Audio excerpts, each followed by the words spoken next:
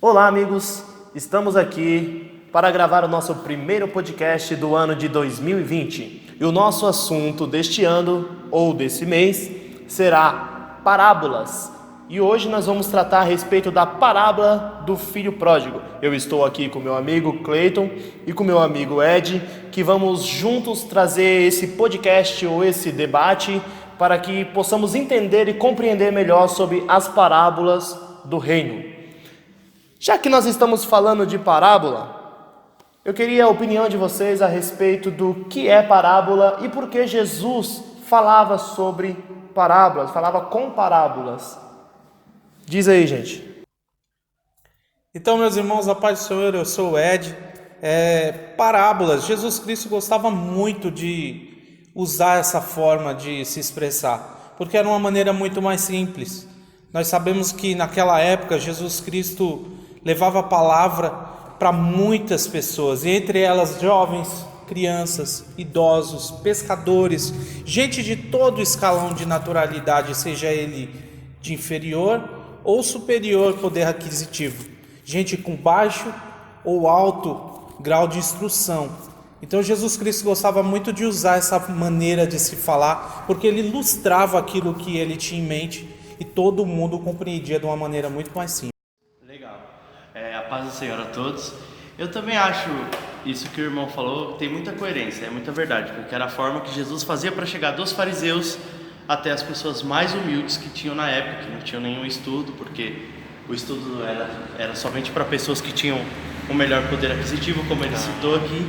Mas, ao meu ponto de vista também, a parábola era uma forma de eu trazer o uso e costume do povo para que eles pudessem entender melhor o que Jesus queria dizer. Porque eu acho que a forma, como eu posso dizer, a forma santificada de Deus tinha um pouco de complexidade. Então foi o melhor jeito que ele falou para se dirigir do reino dos céus, que era algo futuro. Certo, exatamente. Nós vamos ver que parábolas na Bíblia a gente vai se encontrar em diversas vezes. Por Jesus mesmo, nos evangelhos, nós vamos encontrar 40 parábolas que Jesus contou, né? Bastante. Era uma forma de simplificar mesmo. Mas a Bíblia, no total, ela possui 42 parábolas, sendo 2 no Velho Testamento e 40, como eu disse, no Novo Testamento, contadas por Jesus. As do Velho Testamento vai nos esclarecer mesmo o que é a parábola. Nós vamos ver o exemplo de Natã, quando vai repreender Davi, né? Ele usa uma parábola, o que facilita o entendimento do rei. Quando ele está contando a parábola, o rei se indigna, né? Nossa, por que fizeram esse mal, tal? Aí quando Natã traz a resposta final dizendo: esta pessoa que fez este mal a esta família foi você, Davi. Aí Davi cai em si. Ou seja, ele trouxe uma verdade de uma forma disfarçada, né? Como se fosse, digamos, nos nossos dias atuais, uma indireta, digamos assim, né? A verdade de uma forma indireta. Então Jesus, quando ele trazia as parábolas, ele queria falar, trazer uma mensagem que, se ele fosse direto no assunto, talvez ele não teria sido aceito pelos fariseus, né? Era pessoas, doutores de lei, que tinham um padrão de querer mostrar a santidade, e se Jesus fosse direto ao assunto, eles poderiam negar e não aceitar. Tem até uma certa parábola, que é a parábola da parábola, que diz que a verdade se encontrou com a parábola e ele estava muito triste. E a parábola perguntou para a verdade: verdade, por que estás triste? E ela respondeu: porque os homens me ignoram, eles não olham para mim, quando eu chego perto eles viram o rosto, porque eu estou nua. Então a parábola disse: faz o seguinte, veste aqui das minhas vestes coloridas e você vai ver como que a coisa muda. Então a verdade, se vestindo das vestes de parábola, ela saiu, e no dia seguinte elas se encontraram de novo, e a verdade disse: verdadeiramente você estava certo, porque agora os homens me aceitam, eles olham para mim. O que acontece? Por quê? Então a parábola respondeu: é que na verdade eles não aceitam a verdade nua, eles preferem ela disfarçada.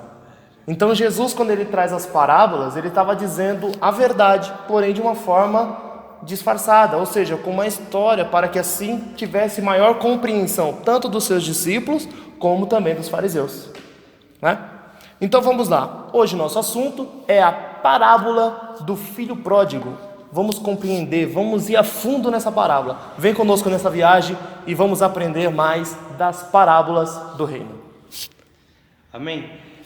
Vamos começar assim, expondo as nossas visões, o que vocês acham, o que cada um pensa da parábola, o que cada um tem como teoria que Jesus quis dizer, e assim nós podemos discutir e ir mais a fundo quanto a isso. Quem quer começar? Fica à vontade, Ed. Bom, eu acho bacana, antes de tudo, já partir do tema, o título dessa palavra, que é a parábola do filho pródigo. O que seria pródigo? Pródigo nada mais é do que aquele que esbanja, gasta, além do que tem, além do que possui. Essa pessoa, ela é pródiga. Então já começa por aí essa história. Jesus Cristo, ele foi muito sábio, porque ele toca em vários sentidos em uma só história.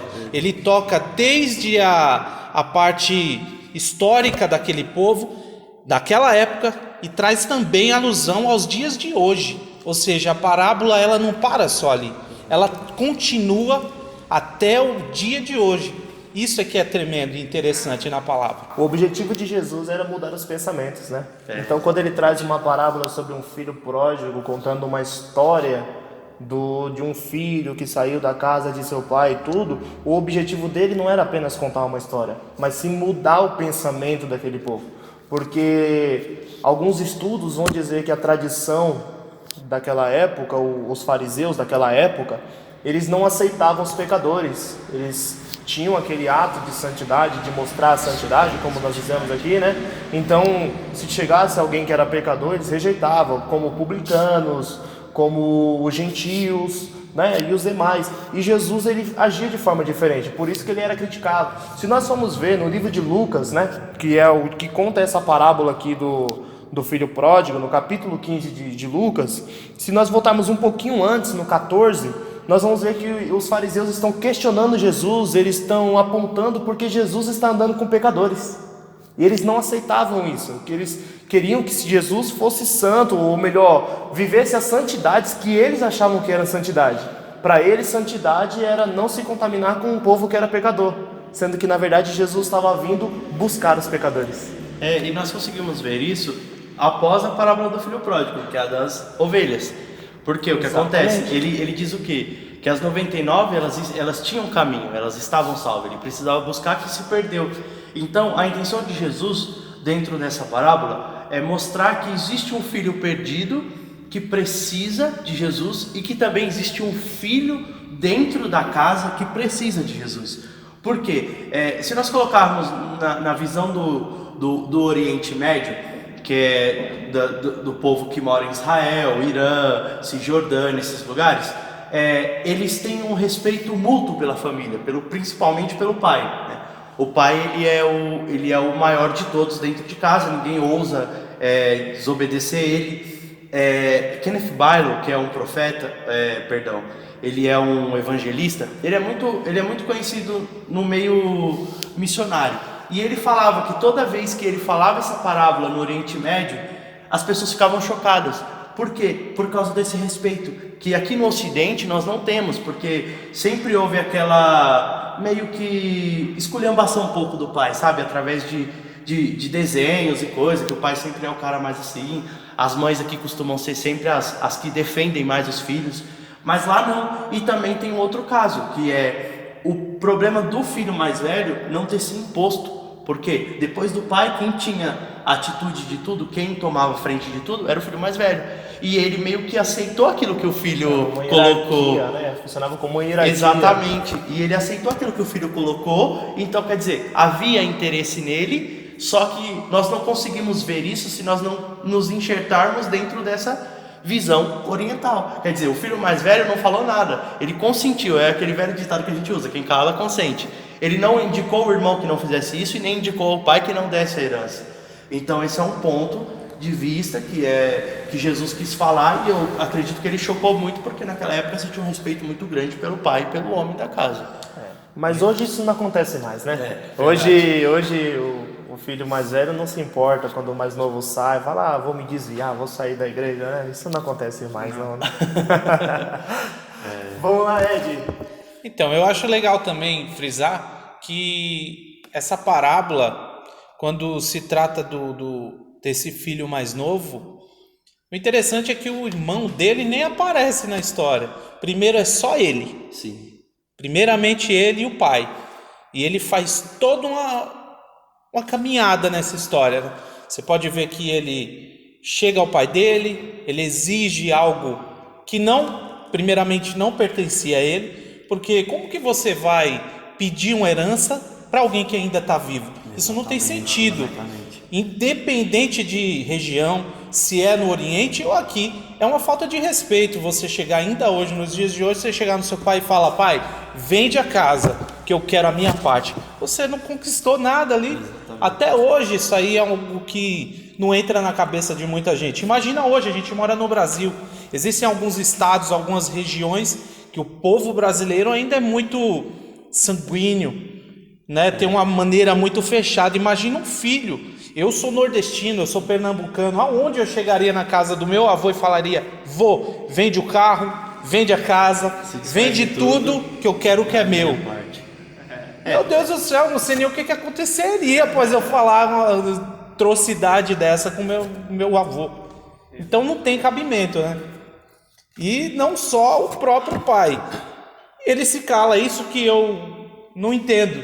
E ele aceita a imposição do filho e ele toma a atitude de dar uma parte ao seu filho. Lógico, ele não vendeu, ele não desfez de nada.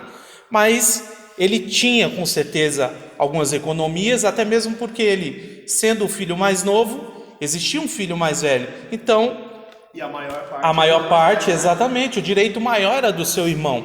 Então, o seu pai, ele deu as economias, provavelmente, que deveriam ter guardada, e entregou na mão do seu filho mais novo, aonde ele saiu e escolheu, né? Agora vamos lá, trazendo na outra visão agora, quem estava contando essa história, como nós estamos esmiuçando aqui, era Jesus. E tinha um objetivo para isso. Sim.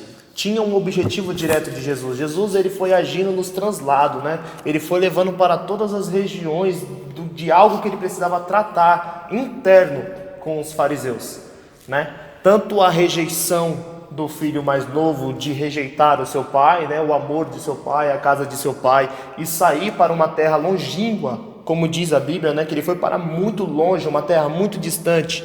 Se nós formos ver e observar, os judeus, eles buscavam, sempre que estava tudo bem, alguma coisa assim, eles se afastavam de Deus e tentavam se afastar o máximo de Deus. Por quê?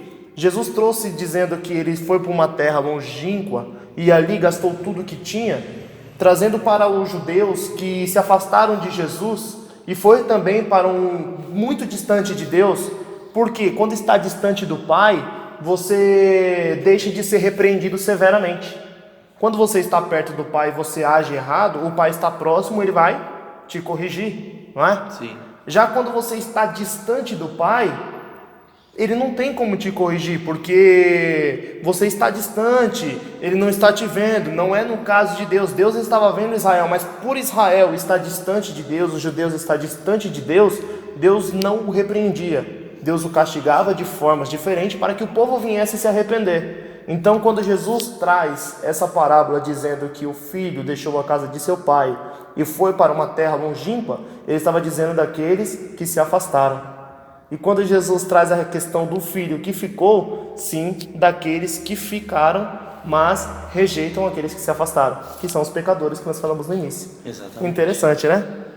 E o interessante de, mais uma vez, dentro da visão que você colocou agora, é que mesmo assim, o filho mais velho, que talvez fosse o conselheiro do irmão, o cuidador do irmão, ele não se importa e nem ia atrás para saber como que o irmão está. Nós conseguimos enxergar dentro dessa parábola que o irmão voltou porque ele não tinha mais nada, porque ele perdeu tudo que o pai lhe deu como herança, e porque ele entendeu que se ele fosse submisso ao pai, um empregado, ele viveria melhor do que a vida que ele estava vivendo no momento.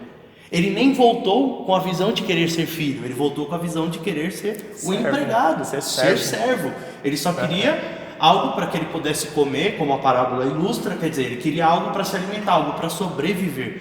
E se nós colocarmos isso hoje dentro do reino dos céus, no contexto atual, é o que acontece. Eu vi uma pesquisa que nós crescemos muito nesses últimos 20 anos como evangélicos. Mas também eu vi uma mesma pesquisa que diz que muitos que se dizem evangélicos estão afastados. Nós estamos, quer dizer, nós dentro da igreja não estamos conseguindo buscar os filhos que estão perdendo suas heranças, espiritualmente falando, sua coroa, e estão perdendo o céu, que é o lugar que o Senhor veio para que nós pudéssemos habitar, e não estamos fazendo a nossa parte. Nós estamos sendo o filho mais velho egoísta, que é o que Jesus quer mostrar aqui também. Por isso que, lembrando daquilo que você falou, era a melhor forma dele falar para os judeus, porque imagina agora os judeus, os sumos, olhando essa parábola e talvez se identificando com esse filho mais velho. Imagina. E aí eles falam, eu abandonei as mulheres que se perderam no mundo depois que perderam o marido, e que era minha obrigação sustentar por causa da lei mosaica. As viúvas, né? Exatamente. Os filhos das viúvas. Tudo está se perdendo e eu não estou indo atrás de ajudar aqueles. Eu estou se importando com a minha herança, com o que eu também recebi. Porque aqui diz que o pai repartiu e deu para ambos, deu para os filhos. Não diz que ele deu para o filho mais novo e o mais velho não recebeu, ele diz para os filhos. Então o que acontece? Os dois receberam. Um continuou usufruindo na casa de seu pai e o outro decidiu ir se aventurar e gastar tudo. Então isso é muito interessante mesmo, porque se nós entrarmos agora para essa parte de herança, nós entendemos que aí se quebra mais um paradigma do povo oriental, porque quem recebeu a maior parte da herança era o filho mais velho, porque ele que ia continuar cuidando da mãe, se ela ainda estivesse viva, e é ele que ainda ia continuar cuidando dos bens da família. E aqui no caso o pai repartiu igualmente. Isso traz uma alusão hoje em dia, que Jesus nos fez semelhante ao povo que Deus tinha escolhido para ele. Veja, nós nos inserindo dentro dessa parábola agora. E eu queria saber o que vocês acham quanto a esse fato da herança, esse ponto de vista que vocês têm sobre esse assunto. A herança principal que a gente pode trazer a alusão dessa parábola é a herança para o dia de hoje, né? Foi aquilo que a gente acabou de falar. A herança espiritual que essa parábola passa para a gente também, né? Que tudo que a gente tenta se aventurar para conquistar lá fora, é certeza que quem já viveu na casa do pai, ele vai sentir saudade. Verdade. Você pode ver que o filho, ele antes de voltar, ele fala, irei eu ter com meu pai. Ou seja, independente de onde ele esteja, ele sempre vai lembrar do pai, ele sempre vai ter sede, saudade da cama do pai, ou seja, do altar. Ele sempre vai ter saudade de onde ele vivia, ele sempre vai sentir falta daquilo que ele teve todo o tempo e ele pegou e desperdiçou em lugares errados. Exatamente. Jesus até enfatizou esse caso, né? De falar da saudade que o filho teve, da lembrança que o filho teve da casa de seu pai. Porque chegou o momento em que ele gastou tudo que tinha, toda a herança que ele recebeu, ele desperdiçou, né? E só uma breve observação, nós também somos co-herdeiros, como a Bíblia nos diz, nós somos co-herdeiros de Cristo. Ou seja, se nós desperdiçarmos essa herança que nos foi proposta por Cristo, através da sua morte na cruz, através da sua graça, que é o favor que nós não merecemos, se nós desperdiçarmos essa herança, com certeza nós vamos nos deparar muito bem com o filho que foi perdido. A parábola que Jesus propôs, Jesus chegou a um certo ponto que disse que ao perder tudo, ele foi trabalhar alimentando porcos, né? Olha que interessante, os judeus tinham os porcos como animal imundo.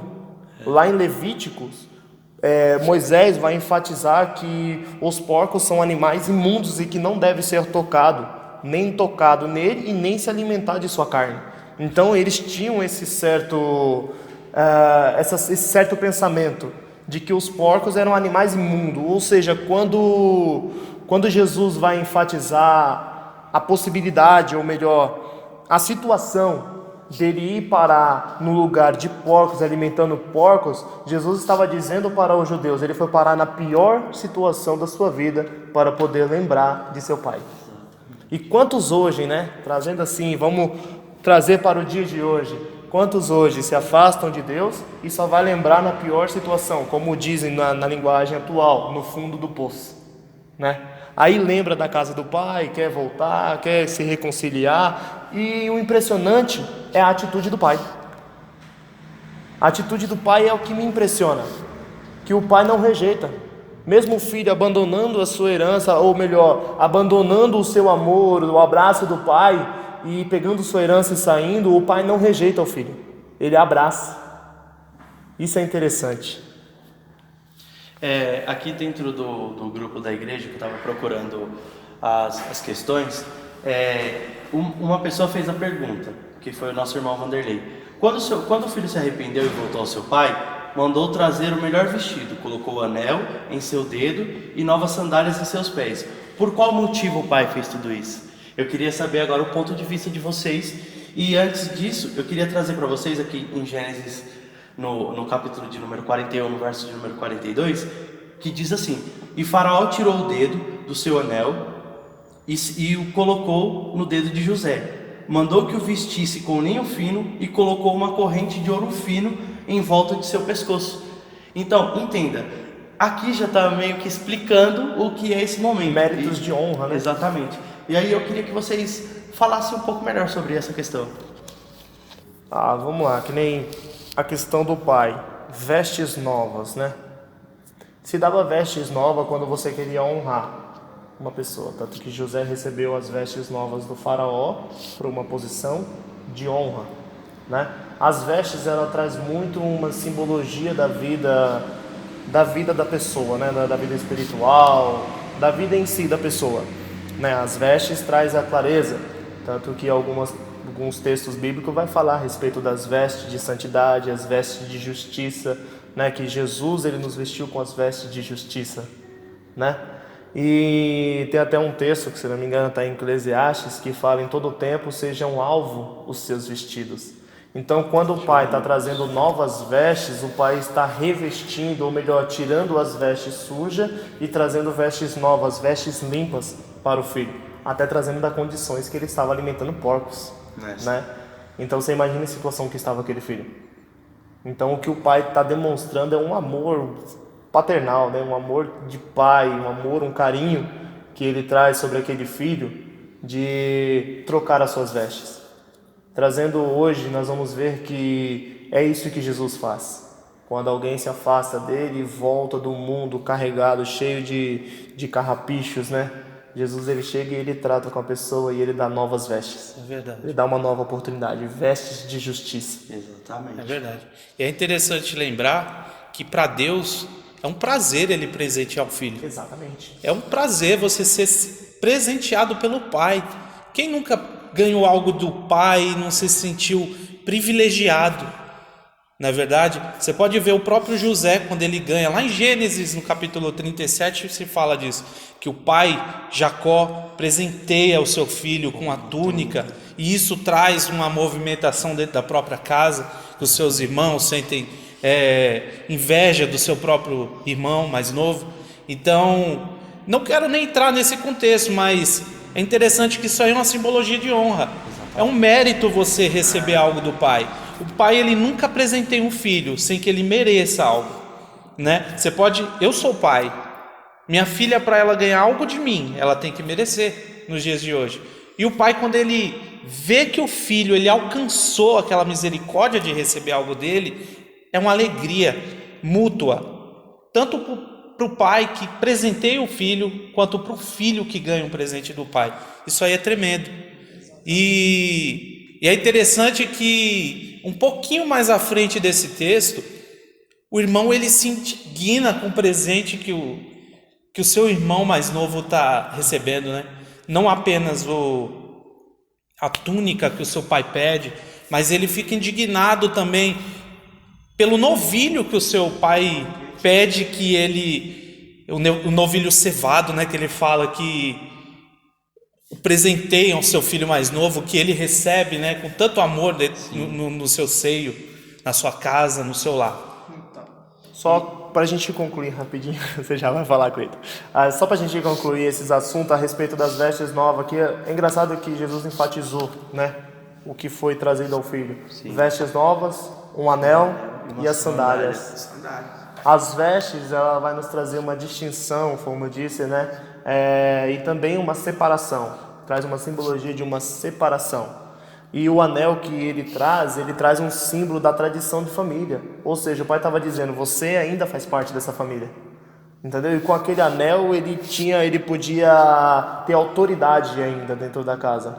Ou seja, ele estava dizendo, você não perdeu a sua autoridade aqui na casa, você ainda é filho. Tem o meu sobrenome, né? Entendeu? Como se fosse um selo real. Exatamente, que é a função que o anel tem na mão de José. Aí agora as sandálias. O faraó autoridade, entrega para ele exato. e diz, Autoridade. só tem você abaixo de mim, eu sou o maior e você vem depois. E eu te dou esse anel que representa isso, então realmente representa esse poder. Uma autoridade, um poder. Agora as sandálias. As sandálias, ela traz um sentido, uma representação de um pertencimento, né?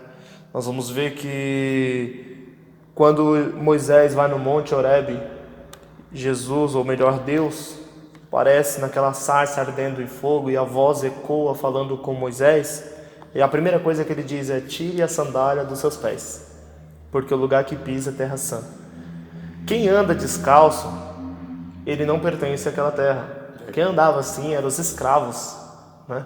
Eles não vestiam a sandália, porque eles passavam a vestir quando eles pertenciam, ou seja, o filho ele andava calçado como dizendo, eu tenho um pai, eu pertenço a uma família, né? Já os escravos não tinham esse privilégio, né? Eles andavam descalços. E as sandálias traz esse sentido de pertencimento, de que o filho também era, ou melhor dizendo, que ele era o filho do Senhor daquela terra. Verdade. Entendeu? É uma questão de pertencimento. Então, quando o pai traz as sandálias novas para ele, ele está também dizendo, você pertence a essa família. Este aqui é o seu lugar. Essa aqui é a sua casa. Interessante. Jesus é maravilhoso. É muito interessante. Essa parábola ela é incrível, ela tem muitos pontos de vista, como a gente pode enxergar aqui. Ela tem diversas visões. E o incrível, como Jesus, o tempo inteiro ele tenta ser atual. E eu acho que essa parábola é a que mostra uma maior atualidade nos dias de hoje. Porque assim, é o que vivemos, é o que somos, é o que pertencemos ou não pertencemos, é aquilo que escolhemos ou não como caminho. E assim, dentro de tudo isso, eu queria que nós pudéssemos trazer uma reflexão. Só que antes dessa reflexão, eu lembro que teve um irmão que perguntou o que significava o novilho cevado. Então, se você puder explicar para a gente o melhor contexto dessa parte. O novilho, ele era guardado, ele era engordado por anos, ou seja, levava muito tempo, né, para que ele estivesse pronto, e ele era guardado na expectativa de ser abatido numa data memorável, numa ocasião memorável, né? Ele ficava guardado talvez para um casamento, um nascimento de uma criança, ou no caso dessa parábola que nós contamos, no retorno do filho.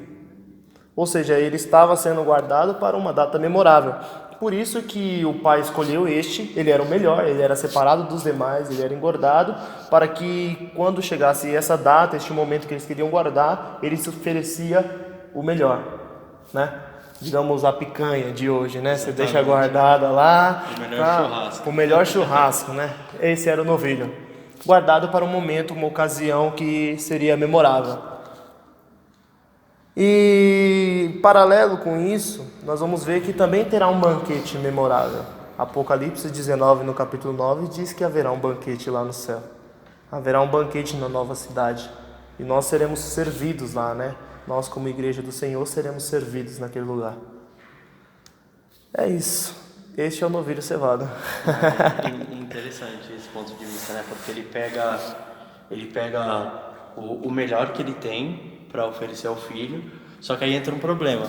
O filho mais velho vai questionar isso. O filho mais velho vai chegar e falar assim, poxa pai, vamos levar para a linguagem de hoje, poxa pai, estou aqui o tempo inteiro com você, cuido das suas finanças, cuido de tudo que o senhor tem, e aí o filho rebelde volta e o senhor dá para ele um novilho, e eu aqui doido para poder fazer um churrasco com os meus amigos e não posso. É assim que ele se sentiu, né? No seu ponto de vista, por que você acha que o filho mais velho se sentiu assim? E o porquê que ele não deveria se sentir assim? Porque sabemos que ele fez algo que também não foi legal, né? Usar essa frase. Na realidade, essa frase, vamos ler aqui essa passagem exatamente. Ela fala assim, trazei também e matai o novilho cevado. É interessante, antes de falar do irmão, que o pai, ele fala trazei o novilho. Ele não fala trazei ou matai, ele fala o novilho cevado. Ou seja, aquele novilho estava guardado, estava esperando ele. Era específico aquele novilho. Na verdade, não era um novilho qualquer, era o novilho. Ou seja, o pai, ele sempre aguarda pela volta do filho. O pai, ele não esquece o momento do filho. O pai, ele já estava esperando por esse momento. Deus, ele é onisciente, ele sabe de todas as coisas. Glória a Deus. Ele sabe de tudo. Ele sabe que o filho sentiria a falta dele. E é interessante a gente falar do irmão também. O irmão dele, quando ele vê essa atitude do pai, ele se sente um pouco ofendido, um pouco entristecido, ou até mesmo indignado em ver o irmão dele voltar com mérito e honra. E se a gente for trazer para os dias de hoje, isso tem muito a ver com o crente atual. Sim. Não é verdade? Não só saindo um pouco daquele povo, mas trazendo a alusão para o dia de hoje. Existe crente, será que existe? Aqui não existe, mas será que existe crente que é assim? Que quando vê o irmão dele retornando à casa do pai e recebendo honras, Exatamente. não é verdade? Eu vi uma vez que uma pessoa postou falando: a ovelha perdida, ela não volta pelo que ela fez, por ela ter saído, ela não volta por causa das 99 que ficaram. E Ela essa, não volta por isso, verdade. E a resposta do pai mostra o quanto o filho mais velho talvez fosse um pouco hipócrita, porque ele diz: você tem tudo, é só você pegar. Quer dizer, eu reparti por igual a herança, você tem a sua herança, faça com ela o que você quiser. Tudo que tem aqui é tanto seu quanto do seu filho. Isso mostra até que ele inseriu o filho de volta na herança. Talvez por isso que tenha mexido tanto com o filho mais velho. E agora o propósito de Jesus ter falado a respeito, ter enfatizado o filho mais velho, ter ficado bravo, revoltado com a tal situação, era exatamente o porquê que ele foi questionado. Como nós dizemos no início deste podcast que nós estamos falando aqui, Jesus, ele era questionado pelos fariseus porque ele andava com pecadores. Sim. Jesus, ele curava e falava: perdoados são os seus pecados, vai, não peques mais. Ou seja, eles ficavam indignados com aquilo. Como que pode ele almoçar na casa de um publicano, jantar na casa de um publicano, deixar que uma mulher lave os seus pés? Como é que pode ele andar com pecadores? Sim. Eles ficavam indignados. É a mesma situação do filho mais velho. E os pecadores eram tão separados e repudiados naquele tempo, que se você pegar, Jesus vira e fala o quê? É melhor falar: seja curado ou está perdoado os seus pecados? Por quê? O seja curado era simples para eles. Você curou, você só curou. Você não fez mais nada que curou. E quando ele falava perdoados estão os seus pecados e a cura vinha em seguida, o que acontecia? Além de estar curado, você inseriu ele de volta no povo. Exatamente. Você inseriu ele de volta dentro do templo, dentro dos costumes, dentro da época. Então, isso mexia muito com eles. E essa é a visão do E Jesus até concluiu dizendo, para que sabeis que o Filho do Homem tem poder para perdoar pecado, vai, levanta, toma tua cama e anda. Exatamente. E exatamente aconteceu isso. O homem levantou e seguiu em frente. Porque Jesus estava mostrando que ele tinha poder sim, para poder perdoar o pecado e reintegrar de novo no meio da sociedade. É verdade. E outra coisa legal também, voltando só um pouquinho nesse assunto, esse assunto tá legal. É interessante lembrar que quando se fala do novilho, a gente passou um pouquinho, mas olha que coisa tremenda que veio à minha mente. O novilho, ele foi sacrificado para a alegria de quem vem de fora. E se você for trazer Jesus Cristo nessa palavra, ele inserido nessa palavra, ele também foi sacrificado para que nós nos dias de hoje tenhamos acesso à festa lá em cima no céu. Não é verdade? Se você for trazer essa palavra inserindo Jesus nesses personagens, Jesus Cristo, nós e o próprio Pai se inserem perfeitamente nesse texto. Jesus Cristo foi o sacrifício que foi oferecido para que nós tivéssemos acesso a retornar ou entrar na casa do Pai. Isso aí é algo que é tremendo. E podemos colocar até mesmo os judeus como os irmãos que se indignam, porque eles não aceitam a gente como também filhos de Deus, sendo que nós somos também cordeiros da promessa. E esse irmão mais velho, ele tinha acesso a tudo da casa do pai. Será que ele não tinha em seu guarda-roupa uma túnica? Será que ele não tinha acesso a um selo, a um anel real? Será que ele não tinha acesso às sandálias? Não é verdade? Ele tinha. Não era necessário ele ter esse ciúme. Não, ele morava com o próprio pai. Ele estava na casa do pai. Mas dá a impressão de que quem na verdade estava inserido no pai, mesmo que distante, era o filho. Dá essa impressão de que o filho estava mais próximo do pai, estando distante, do que o próprio filho que estava na casa do pai está ali perto. Exatamente isso. Israel era o filho que ficou. Exato. Entendeu? E olha que interessante que Jesus, através dessa parábola, ele também mostrou que ele não faz acepção de pessoas. Ou seja, ele foi, como você disse, o novilho ou o cordeiro de Deus, como nós quisemos representar melhor, que foi sacrificado por todos, por toda a humanidade. Ou seja, ele foi sacrificado por judeu, pelo gentio, pelo gordo, pelo magro, pelo negro, pelo branco. Ou seja, ele não fez acepção de pessoas, não foi exclusivamente para um. E nós vamos ver isso na oração que ele faz no capítulo 17 do livro de João. Jesus, ele ora e ele fala: Pai, eu não oro simplesmente por estes, mas por aqueles que serão alcançados pela palavra que eles pregar. Ou seja, Jesus estava mostrando que os gentios seriam alcançados e já estava orando por eles. Exato. Ou seja, ele estava orando por nós. É magnífico. Isso tudo é incrível que nós discutimos aqui, né? Que nós falamos. E eu acho que nós conseguimos explicar, assim, contextualizar com visões diferentes, com diversos pontos de vista. Tudo isso que significa a parábola do filho pródigo, que essa é a nossa intenção, é poder ajudar as pessoas que estão assistindo esse vídeo a entender um pouco mais sobre as parábolas. E eu quis começar pelas parábolas quando Deus me deu esse projeto, e eu levei ele até o Fernando e ao nosso irmão Daniel, que hoje não está aqui. Por quê? Porque eu vejo a parábola como um guia muito bem estruturado para uma pessoa que está começando na fé. Para ela olhar, porque ela consegue ler isso e enxergar. Talvez ela se veja assim: eu sou esse filho pródigo, então eu tenho o direito de voltar, eu tenho o direito de receber, eu tenho direito a algo. E assim, o que queremos passar para vocês é isso. E agora, para nós podermos encerrar o nosso primeiro vídeo, eu quero agradecer a todos que assistiram, quero agradecer a todos que deixaram suas perguntas. Peço desculpa por não poder responder uma a uma, mas tentamos colocar ela dentro de todo o contexto que falamos aqui. E eu queria que vocês deixassem uma reflexão agora para as pessoas, tanto para os filhos que estão em casa, quanto para os filhos pródigos. O que você pode dizer para ele quanto a essa leitura? Eu vou concluir dizendo assim: nunca é tarde para recomeçar. Como o filho pródigo lembrou do pai, voltou para casa, o pai estava pronto para perdoar e trazer roupas novas, anel, sandália. Assim Deus, ele está pronto para perdoar. E também para aqueles que gostam de julgar, aquele olhar crítico.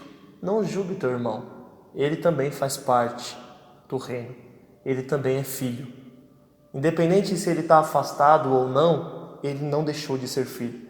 A parábola que Jesus contou e que nós aqui estudamos juntos não traz um filho que deixou de ser filho. Ele se afastou, mas ele nunca deixou de ser filho. Então, filho, o pai te espera de braços abertos. Volte para o pai. Nunca é tarde para recomeçar. Eu gostaria também de dizer algo para você que está ainda na casa do pai e talvez esteja pensando em sair da casa do pai. Isso é interessante para você refletir, para você pensar: será que vale a pena você sair para ter vontade de comer até bolotas de porco? Às vezes é melhor você permanecer e tentar se reconciliar com o seu irmão, tentar se aproximar mais do seu pai. Isso às vezes vale muito mais a pena do que você tentar se aventurar. Porque esse filho pródigo, ele teve a oportunidade de voltar, ele teve a chance. Mas quantos não tentaram se aventurar e não tiveram o mesmo privilégio de voltar e ser aceito? Às vezes no caminho foram sacrificados antes, ou se sacrificaram, perderam a oportunidade de permanecer na vontade do Pai. Você que está nesse pensamento, não se afaste do caminho. Eu quero deixar isso para você. Pense 2 vezes antes, porque não vale a pena você se aventurar lá fora. Amém. 2 coisas tremendas, né? A única coisa que eu quero dizer para você é que o Pai te espera, que o Pai está de braços abertos e com as suas vestes novas, com o seu anel, com a sua sandália, para tudo que você ouviu aqui acontecer na sua vida, para que você seja bem recebido, para que você seja amado. E esperamos você. Você que ainda não aceitou Jesus, você que já aceitou Jesus e se desviou dos caminhos do Senhor, nós nos encontramos aqui na rua Nancy Silva Cabral, no número 441. Somos o Ministério Nascido de Deus e estamos começando isso para trazer uma palavra para a vida de vocês. Não se esqueçam, se inscrevam no nosso canal, deixem o seu like e nós agradecemos a todos vocês e a paz do Senhor.